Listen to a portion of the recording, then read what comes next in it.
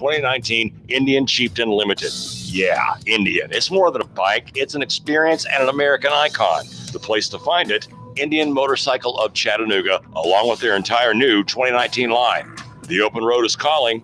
Answer the call. Go to Indian Motorcycle of Chattanooga. Just look for the sign on 153 and Amnicola. Indian Motorcycle, the true American original. Join We've Got You Covered with Scott Schrader every Saturday from 10 to 11 on Nooga Radio. From finance to fixtures, we discuss everything you need to know about buying or owning a home, the pitfalls, the perks, and everything in between. Saturday mornings from 10 to 11, right here on Nooga Radio. For your small business, ending the year the right way can set you up for success come January. No need to let end-of-year panic set in. Easy Books and Taxes can help set up your books or new payroll service so that you can relax and enjoy the holiday season. With 35 years, bookkeeping, individual, and business tax preparation, it's easy. With Easy Books and Taxes, you run the business, we keep the books. Call us today at 423-755-0821.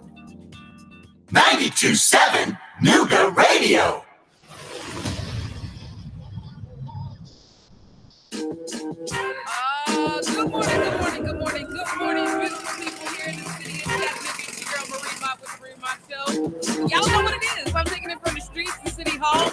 From City Hall to the mayor's office, can't leave out the police department. From the valley low to the mountaintop, give you guys a bird's eye view to what's going on here in the city of Chattanooga. Good morning.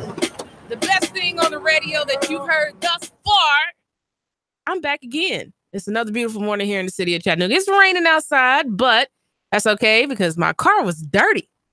I didn't feel like washing it yesterday, so I got a little free rain to rinse off some of the dirt. It's another beautiful day here in the city of Chattanooga. Marie Mott with the Marie Mott Show. Today, I'm going to do Know Your Rights because I'm going to have a guest tomorrow. So today, we're going to talk about the 14th Amendment. Perfect. It's a perfect time to talk about the 14th Amendment. Always a good time to talk about your rights. But let's get into some housekeeping rules. I'm streaming live on Facebook. If you have not liked the page, stop sleeping on Nooga Radio and go like the Facebook page so you can see what we're doing. All right. Drop a comment if you can't call in. If you want to call in and chop it up with me, it's 800-8949-423 area code. Again, that's 800-8949. I'm also streaming live on YouTube. Subscribe to the channel. Stop sleeping on us on social media. I need you guys to interact with us. It's the 21st century. Keep up. Because you're not going to hear anything that I talk about. You're not going to hear it on any other news station but right here. Let's get into it. Before I start, I would be remiss if I didn't read this because it's been on my heart and been in my mind for the last several weeks. Between me and the other world, there's ever an unasked question. Unasked by some through feelings of delicacy, by others through the difficulty of rightly framing it. Instead of saying directly, how does it feel to be a problem? They say, I know an excellent colored man in my town, or do not these Southern outrages make your blood boil? At these, I smile or reduce the boiling to a simmer as the occasion may require. To the real question, how does it feel to be a problem? I answer seldom a word. And yet being a problem is a strange experience. It dawned upon me with a certain suddenness that I was different from the others, shut out from their world by a vast veil. For the world I longed for and all its dazzling opportunities were theirs and not mine. Why did God make me an outcast and a stranger in mine own house? It is a peculiar sensation, this double consciousness, the sense of always looking at oneself through the eyes of others. One feels his two-ness, an American, a Negro, for some an American, a Hispanic, for others an American or Sicilian, Italian, for some an American or a Native American. Two souls, two thoughts, two unreconciled strivings, two warring ideals in one darkened body whose dogged strength alone keeps it from being torn asunder. The history of the American Negro in particular is the history of this strife, this longing to attain self-conscious manhood, to merge his double self into a better and truer self. In the days of bondage, they thought to see in one divine event the end of all doubt and disappointment. Slavery was indeed the sum of all villainies, the cause of all sorrow, the root of all prejudice. Emancipation was the key to a promised land of sweeter beauty than ever stretched before the eyes of wearied Israelites. Yet years have passed away, 10, 20, 30, and yet the freedman has not yet found his freedom in a promised land. Really, a stern concrete test of the underlying principles of a great republic such as this is the Negro problem. And the spiritual striving of the freedman's sons is the travail of souls whose burden is almost beyond the measure of their strength. But we who bear it in the name of a historic race, in the name of this, the land of my father's fathers, and in the name of human opportunity. That is adapted from Strivings of the Negro People, published in 1897 by no man other than himself, W.E.B. Du Bois. It's a righteous thing that we talk about the 14th Amendment because it is important for us to understand history. And why do I talk about history? History is a soul tied to rights. Our rights are historical history that we have, a data that we must understand. It should be the responsibility of every civilian.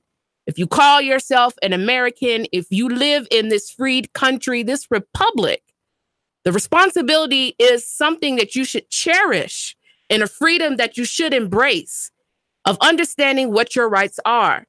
And not just for the benefit of saying that you know, but to live in a true freedom and ensuring that you can raise the next generation and train them up, as the word says, in the way that they should go. So when they are older, they will not depart far from it. Well, rights are just that same thing.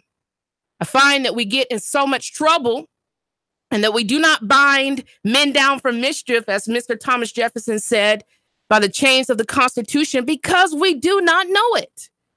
And if we fail to know what is right, what is righteous in the eyes of God for his people, which is everybody, then we will make a common historical mistake that are often made time and time again because people are relatively ignorant. And ignorance is nothing really more in this time but a choice. It's not a life that you have to live, because I've seen even some of the poorest have cell phones. You have a technological advancement at your availability. And so don't just listen to what I say, even though that is important. I want you to tune in.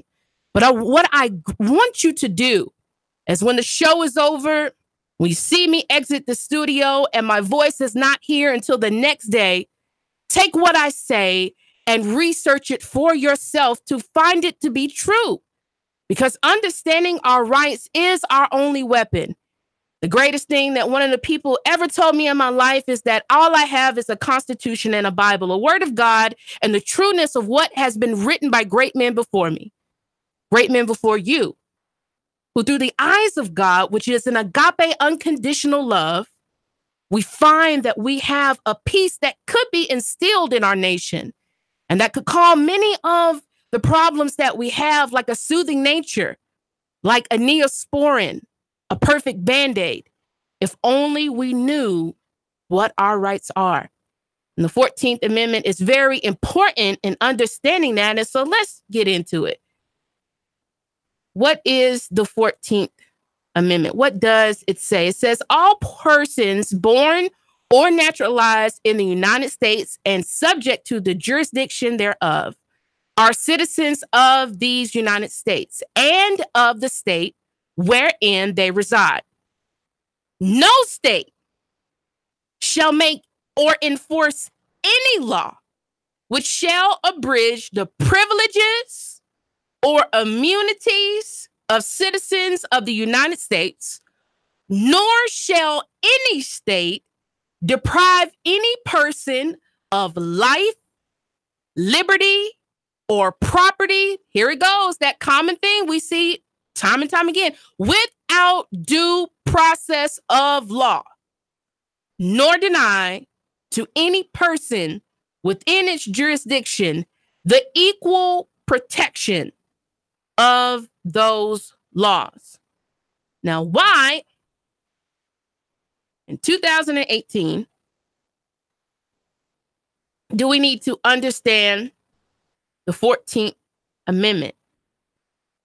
If nothing else, so we understand first that if we are citizens or are naturalized in these United States, nobody has the right to abridge any of our privileges. And y'all know I break down these words because some of them you may not have heard, or you may not have heard them in a long time. To abridge means to cut short, to shorten.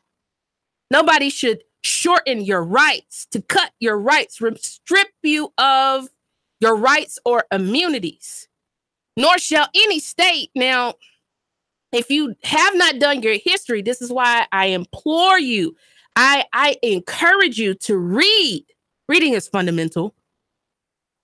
You will see that in order to even have a constitution, there was this war. There's been war going on in America for righteousness for a very long time. This war between people who believed in looking at this world in the eyes of God and those who believe in looking at it from people who are just privileged. This war that was going on. And so this was a restriction also in checking the states. Right? Because during this time, we had states that believed that certain people were not equal to others. Okay. Let me keep reading. So then we have this secondary thing, the only thing listed in the Constitution twice, that nobody, even a state, even as powerful as some of these states are, as rich as some of these states are, they still don't have a right to deprive any person. Now, when it says any person, go back to the beginning. That's all persons born or naturalized in the United States.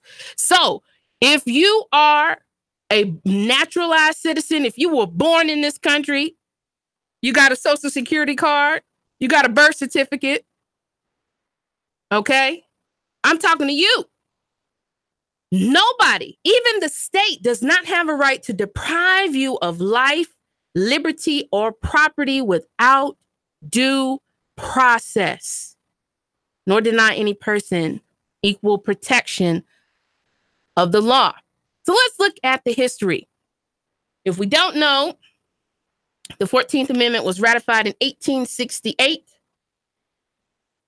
If we know our history, this was coming off of the heels of the assassination of Mr. Abraham Lincoln, the rise of former slaveholder, evil Tennessean, Democrat. Oh man, I'm gonna have to talk about it. Mr. Johnson himself, slaveholder. Okay. He died. So we have Abraham Lincoln, who's assassinated. Okay. Did I say Johnson? Did I say Johnson? Oh my God. I meant Jackson. So we have the war that has been going on, the Civil War, the struggle between the North and the South, the freed and the slaves, brother against brother. We have never in the history of America, seen a struggle such as this, a warring of brothers. So we had wrapped this up. The Confederates lost. I know there are some people listening who are cringing with me talking about this. It's okay. It's okay. I still love you. But the Confederation lost. The Union won. And so now, according to historians, we have about 2 million African Americans who should be free. They should be free. But what are they to do, even in the South? What are they to do if they have never had rights before? They have never been free before, right? How are we going to ensure that they will be able to vote, they will be able to live, they will be able to compete in society? And in particular, in the South, how would they be able to accomplish such things? So we have the 13th Amendment, which abolishes slavery, with the exception of those who go to prison. And then we have really very little left. That was Andrew Johnson. I was correct. We have very little left, with the exception of in 1866, we have the first Civil Rights Act, which was given in authority to the newly ratified 13th Amendment. But what we have, even at this point in time, is a struggle in the Congress. Johnson originally vetoed the bill, and the only success that was had was because of Republicans who thought that the amendment was a necessary sensation that needed to happen to provide firm constitutional ground for such legislation. And so when the caller asked me yesterday, and I know people are going to be upset about it, but history is just what it is. And here's the thing. Now, I'm not really for partyism in the first place. I'm more of looking at the moral character of an individual. And that's mine. That is Marie Rachel Hogue Mott, for that is my government name. That is my way of looking at politics. I've seen people fail us on both sides of the aisle. Republicans, Democrat, black, white. I sometimes have seen little difference between the two, and I'm just being really honest. But there is a huge but. There's a very huge but. But if I look at history and I see how we have a 13th Amendment, let's look at this, because I don't think people understand how we got some of this accomplished. The 13th Amendment had 100% Republican support, 23% Democratic support at the time. The 14th Amendment had 94% Republican support, 0 Democratic support at the time. The 15th Amendment had 100% Republican support, 0% Democratic support at the time. I'm going to have to pause on that.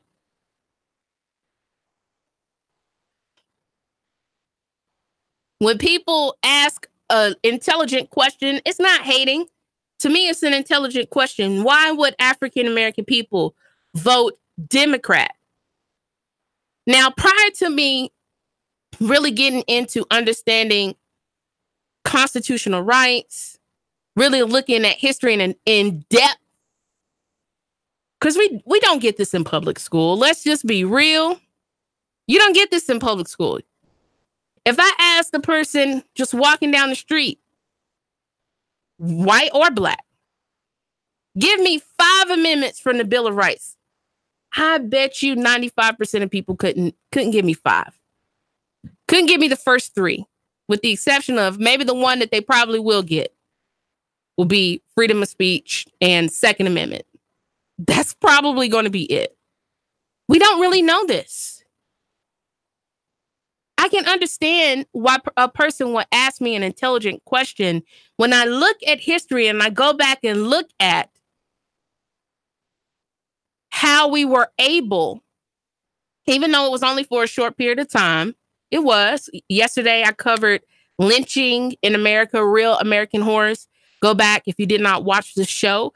Go back and look at that, as well as after I got off of the air, I posted the website that you could go and look at the interactive map that is listed on the website, which shows lynchings all across this nation. Lynchings did happen, but really started picking up at the beginning of the turn of the century of the 1900s, and partly because of the degradation of these rights and the disrespect of these rights that Republicans, which in general, the majority of them were Northerners, fought for. Now, we can always debate the finer points. What was their ultimate goal in doing this? Why did they do this? Yada, yada, yada, yada. We can always debate that, but the question is, or at least the sentiment is, I'm grateful, whether they're white or black, whether they're Democratic or Republican, I'm grateful that somebody somewhere looked at what W.E.B. Du Bois called the villainy of slavery and looked at me or my ancestors as a full human being. Not 3/5, not a slave, not chattel, not cattle, not an object to be sold, traded, at will, breeded, but a human being.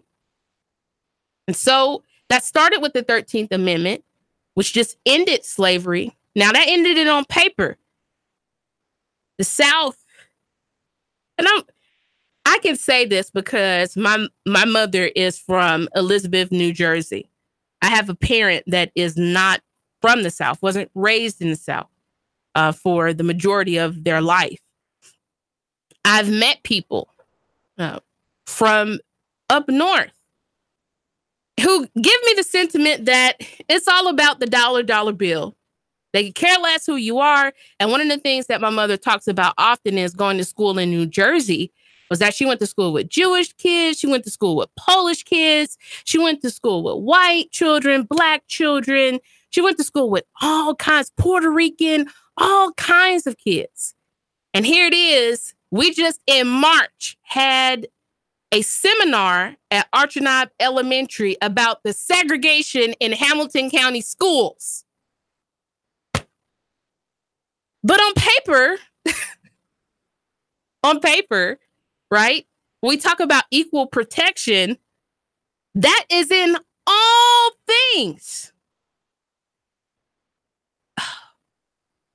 It was really the foundation of what we have to ensure that while slavery ended on paper, we have something additional that proves that as long as you are born here or naturalized here, baby, you got a piece of the pie.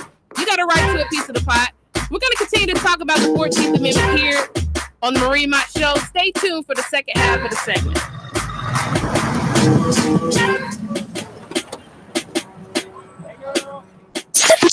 3, 2, 1. Chattanooga Radio. Digital FM 95.3 HD4. 92.7 FM's news.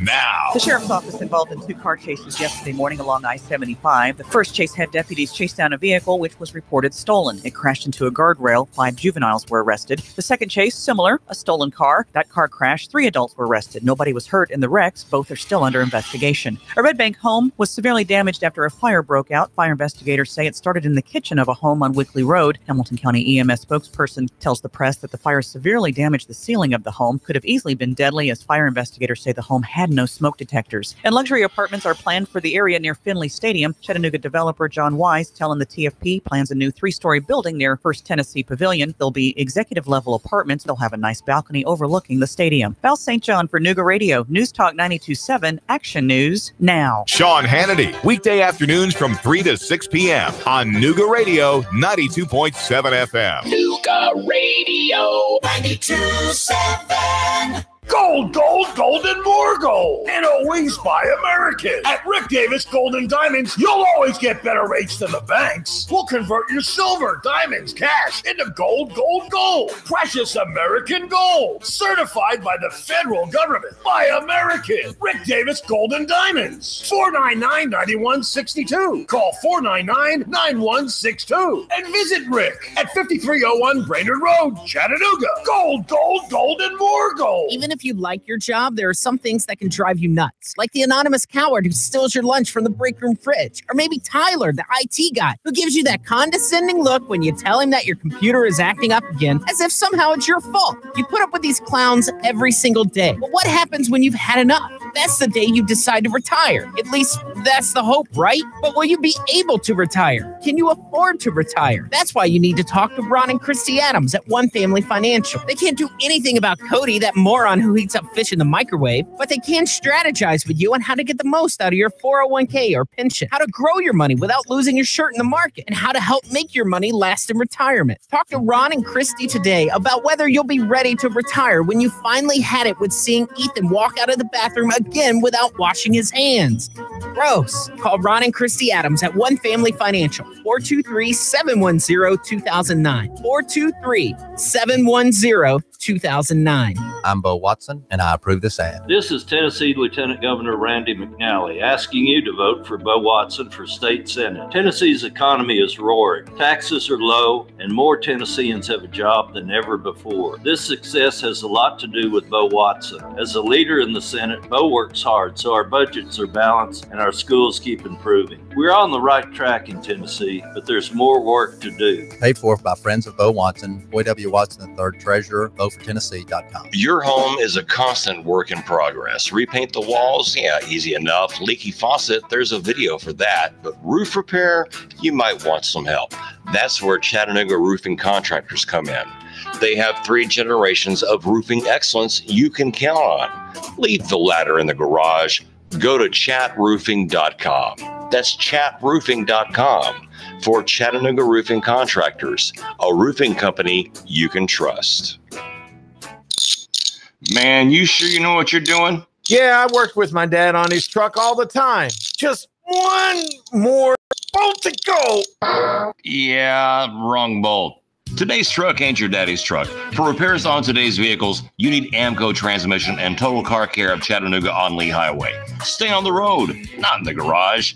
Amco Transmission on Lee Highway. Get it done the right way. The Thompson Pet way. Yeah, I just put that anywhere. Join We've Got You Covered with Scott Schrader every Saturday from 10 to 11 on Nooga Radio. From finance to fixtures, we discuss everything you need to know about buying or owning a home, the pitfalls, the perks, and everything in between. Saturday mornings from 10 to 11, right here on Nooga Radio.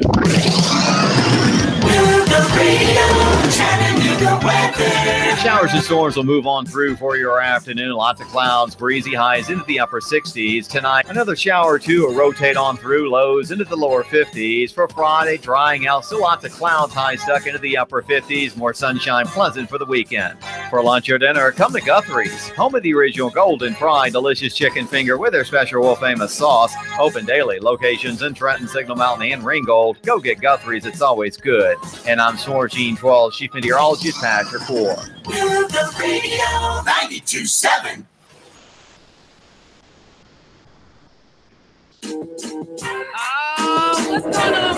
What's going on, beautiful people here in the city of Chattanooga? It's your girl Marie Mott with the Marie Mott Show. And today we're talking about the 14th Amendment. And as always, I'm asking the tough questions. I'm asking us to really look at it. Now, I got qualms with both parties, Democrats and Republicans. You know, there are people who are all up in arms for Trump. And I personally feel like he took the talking points of the alt-right and sold it to the Republican Party. I believe that. I don't believe in him personally, and that's my personal conviction. As far as a policy for one that would help African Americans overall, I haven't seen it. And I would ask anybody to show me that policy, but that's a question for another day. But I got problems with both parties. And when I talk about this history, I have to give honor and credit where it is due, regardless of who it looks like and what party they belong to. Because if Republicans, even at this point in time, now we will contextualize it, that it was the Republican Party of this time, period. And maybe the Republican Party could get true African-American support if they went back to the morals of the Republican Party at this time period. Because for right now, they ain't speaking to me. And before I get back on the 14th Amendment, the thing that kind of is ridiculous even more is how people originally said that they couldn't stand Trump. They hated his guts, but then they'll grab onto his coattail to try to get into office. That's disgusting. You're going to be who you are. Be consistent, at the least. If you don't like a person, just don't like them, but don't use them. I'm just saying, even Trump, even as much as I don't really care for him, he shouldn't be used either, just for people to get in office. And that's just my opinion, of which we all have one. But let's get back to something that is not opinion. It is history. So in order to eliminate doubts about the constitutionality of the Civil Rights Act in 1866, there needed to be this additional step, this additional thing, because unfortunately, we're talking about a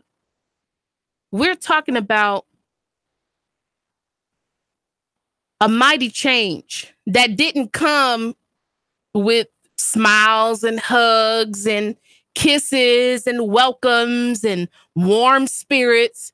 We're talking about a struggle that happened in these United States, which cost people their life in order to free certain individuals. At least that's for us, for others to secure the union, whatever. But at the least, we're here. We're here. And so the reason for the Civil Rights Act was the South being stubborn as the South is so stubborn. We're so slow. And one day I'm hoping we'll catch up to the rest of the world. So to be defiant, even in the face of losing the Civil War, the South passed Southern laws that were passed by the states, which were called Black Codes, which restricted African Americans from freedom, compelling them to work for low wages or for debt. Yeah. Black Codes were in states such as Tennessee, Georgia, even some northern states such as Ohio, Illinois, Indiana, Michigan. Slave codes, same difference. So we had basically these laws that even in the midst of losing, and even though we had the 13th Amendment, that still this was a state's way of basically giving a middle finger, to the 13th Amendment. Well, okay, you freed the slaves, but here's how we're going to get back at that. And so it's important to note that it wasn't just normal Republicans, but rather it was radical Republicans. And let me say their names. John C. Fremont of California, he was a senator. Charles Sumner, he was a senator from Massachusetts. Representative Thaddeus Stevens of Pennsylvania. And even at the time, President Ulysses S. Grant. These radical Republicans are the foundation for really warring against the Democratic Party to ensure that we could even get to a 14th Amendment and ensure that not only that people could be free, but that we would offer something that would give them a power to fight back against slave codes or black codes, state-sanctioned laws that even prevented, despite the fact that we were free, that still prevented us the ability to come into society and to be able to own property, to work for living wages, right? To get married, to own businesses. Come on. So what we have are these representatives in April of 1866. We have Thaddeus Stevens, who introduced a legislative proposal to Congress for the apportion for punitive measures against the Confederate States of America and repudiation of the Confederate war debt into a single constitutional amendment. And after the House and the Senate both voted on the amendment by June 1866, it was submitted to the states for ratification. Uh-oh, here comes the infamous Southerners. We have President Johnson from Tennessee. Tennessee has a wretched history that we need to really we really need to talk about some of the things that have happened in this state. Shucks, I talked about it yesterday, and I would like to do a whole show with some of the board members of the Ed Johnson Project. We are just now, within the last several years, talking about Edward Johnson, who was hanged by a white mob from the Walnut Street Bridge. We're just really now talking about something that happened all the way in 1906. We really do need to have conversations. And I think, I know part of the reason I believe we need to have these conversations is so when we talk about politics in particular, because let's understand something, if we understand nothing else, there is no change for African-American people outside of politics. There is no change for any marginalized group outside of politics. We can hope, we can pray, we can wish all we want, but we better get in this game. And not just get in this game, but we better understand how to play the game.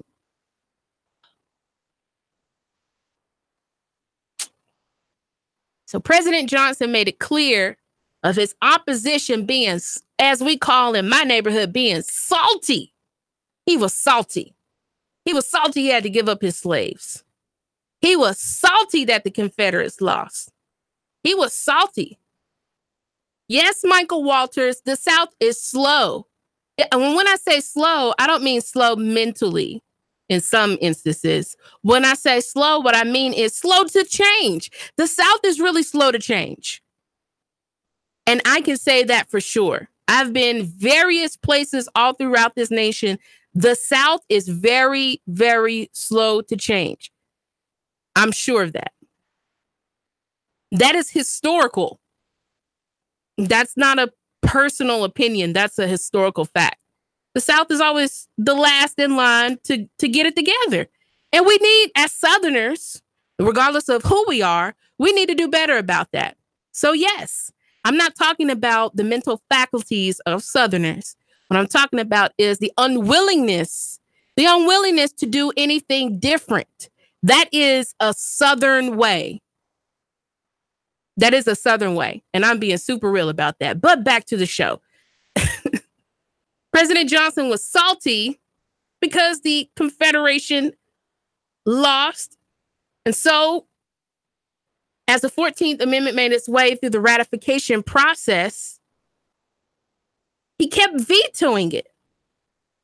But thankfully, Republicans in 1866 had veto-proof majorities, not only both in the House, but also in the Senate. And so, caveat. I'm going to say this to people who want Democrats to, I've heard this a lot during this midterm election. The Democrats need to get back the House and the Senate. There's no point in the Democratic Party getting back the House and the Senate if they're not going to do anything when they get there. And the question I continue to ask people is, what is the plan of the Democratic Party when they do get back the House and the Senate, if they do it? What policies do they have in place for anybody? You're talking about healthcare. What's their idea of fixing healthcare if there's problems with it? And I'm just asking real questions. If you're going to take it back from the Republicans, and that's the goal, okay, I may run with that. But what are you going to do when you get there? You see, we got to get past just these party isms and schisms. If you're going to get the House and you're going to get the Senate, you know what? When you show up, have a plan. And the plan should be to do something for the people overall. And if you don't have a plan like that, then why are we rocking with people regardless of who they are? I'm just a millennial asking maybe a dumb question to some. But the point in having both the House and the Senate is to do major work like radical Republicans did at this time.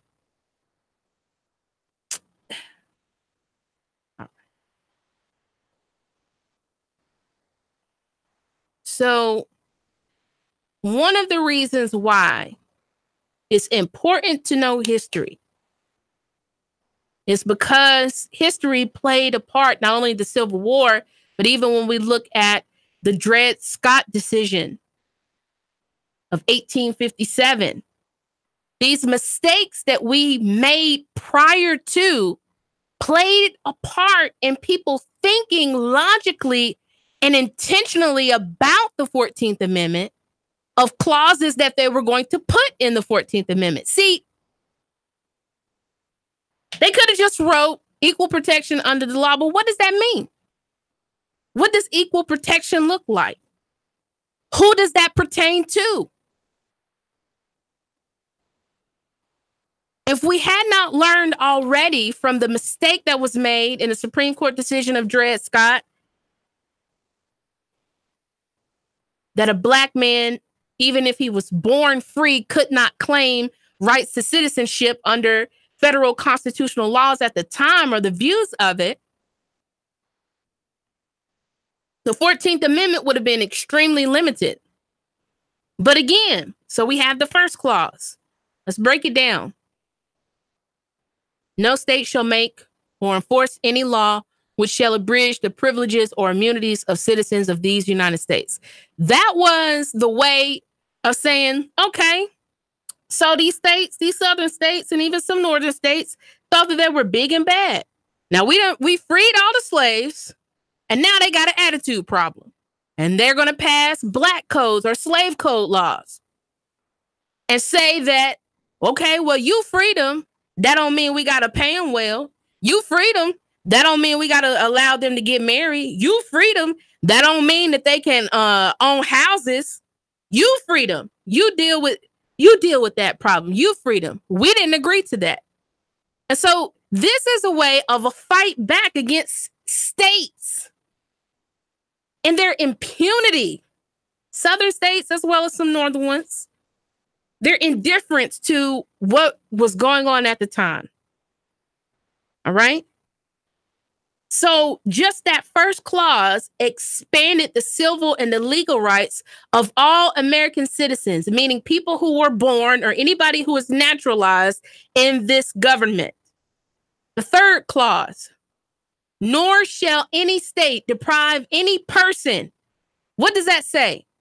Any person of life, liberty, or property without due process, expanded the due process clause of the Fifth Amendment, which we have covered on this show before, to apply to the states as well as federal government. So this was, you see, one of the reasons why people, I guess, care for me is because I chin check folks.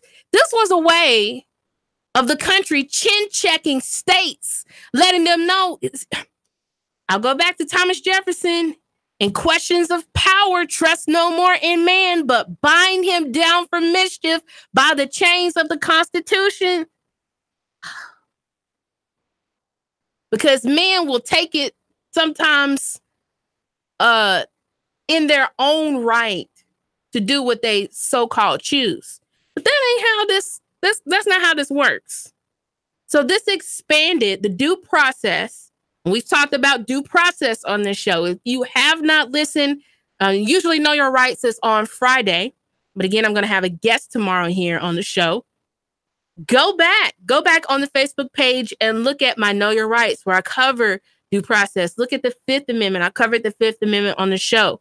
Due process is, again, the only thing listed twice in the Constitution, and in particular, the Bill of Rights.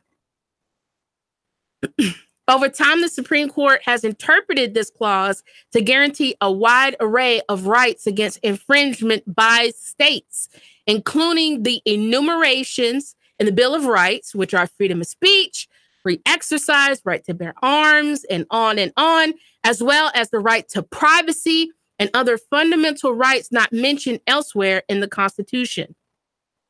So, Equal Protection Clause was clearly intended to stop state governments from discriminating against people and would play a key role in landmark cases throughout the years.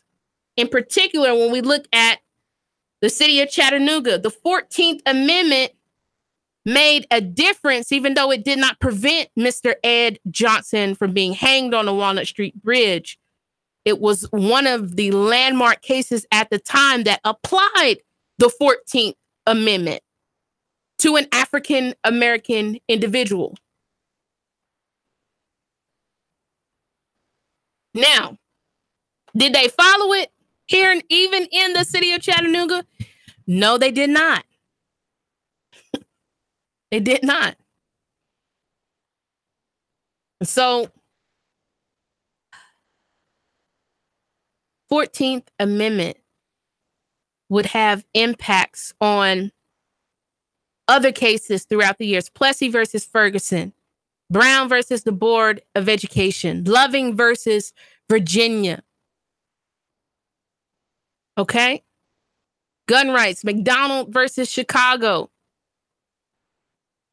So, without the help of a handful of Democrats, but an overwhelming number of radical Republicans at this time, we would not only have this ratified amendment to the Constitution, but further, we would not have even landmark cases that would come within the next century, like the Voting Rights Act. We would not have these additional guarantees and securities later in life if it wasn't for the fact that somebody somewhere had compassion, regardless of party. That's why I'm not into party, because people can choose to do what they want, and it's based on their moral character. It's based on their moral character. My mama says all the time, you cannot give what you don't have. And so we need to stop expecting some of these chumps, regardless of who they are. Stop expecting just because people are liberals or progressives or Democrat. I saw just the other day where a friend of mine was getting slammed by a liberal progressive because she's transsexual. Like, what? She's still like, what? I don't get it. It's not about party. It's about people. It's not about party. It's about people. You can be a chump in either one. You could be a chump libertarian. You could be a chump. It doesn't matter. And we're not going to pull moral character out of people who do not have any. We're not. We need to invest in, regardless of party, invest in people who truly have the people in mind. And that comes with a vision and a plan, not just party. We don't need a blue wave. We don't need a red wave. We need a moral character loving wave, an agape love wave in this nation. Y'all know what it is. Marie Mott with the Marie Mott Show, the most uncompromising individual you've ever heard. If no one has taken the time today to tell you that they love you, I love you. And guess what? There's absolutely nothing that you can do about it. Y'all better tune in tomorrow. I'll see you back. 3, 2, 1. Chattanooga Radio. Digital FM 95.3 HD4. 92.7 FM's news now. The sheriff's office involved in 2 car chases yesterday morning along I-75. The first chase had deputies chase down a vehicle which was reported stolen. It crashed into a guardrail. 5 juveniles were arrested. The second chase, similar, a stolen car. That car crashed. 3 adults were arrested. Nobody was hurt in the wrecks. Both are still under investigation. A Red Bank home was severely damaged after a fire broke out. Fire investigators say it started in the kitchen of a home on Wickley Road. Hamilton County EMS spokesperson tells the press that the fire severely damaged the ceiling of the home. Could have easily been deadly, as fire investigators say the home had no